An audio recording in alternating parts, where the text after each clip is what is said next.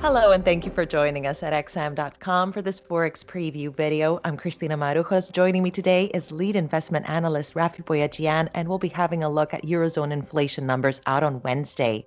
Now, inflation in the euro area, Rafi, is expected to hit the highest in more than a year, which would somewhat be of a relief, but potentially a headache as well for the ECB. How might rising inflation impact the European Central Bank policy in the coming months? Well, Christina, you're right. We are expecting inflation to hit the highest in 14 months in the flash reading for March. So we did see a big drop in Eurozone inflation during 2020 because of the pandemic, and we had several months of deflation at the end of 2020. So obviously this increase is good news because deflationary pressures are not good for any economy. But of course, there are some worries that inflation may rise too fast and too far. ECB isn't worried just yet. They don't actually see inflation exceeding their 2% target in their latest forecast, and President Lagarde has hinted that ECB would see through any temporary spike, and all the indications are that this will be temporary. We did of course have that low base effect from 2020 when the onset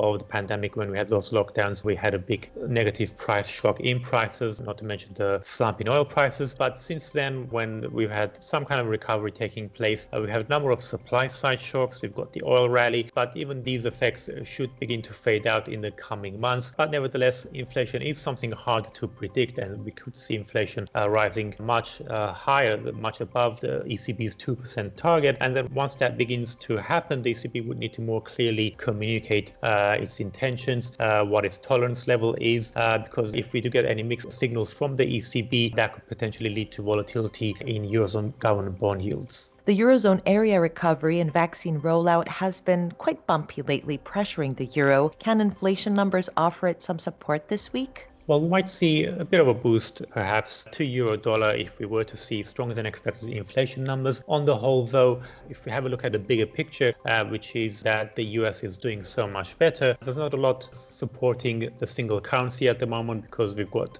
new lockdowns in Europe. We're seeing potentially a third wave, and the EU's vaccine rollout has been very slow. It's had quite a number of problems. Although, if you look at the numbers, the vaccination rates are going up, but it's still much slower in comparison to the US. So the US is not only vaccinating faster, but it's also providing more fiscal stimulus. So the US recovery should be pretty strong this year, but there's a lot of doubts about the Eurozone recovery. So as long as we've got that contrasting picture between the US and the euro area, then the euro dollar will continue to struggle.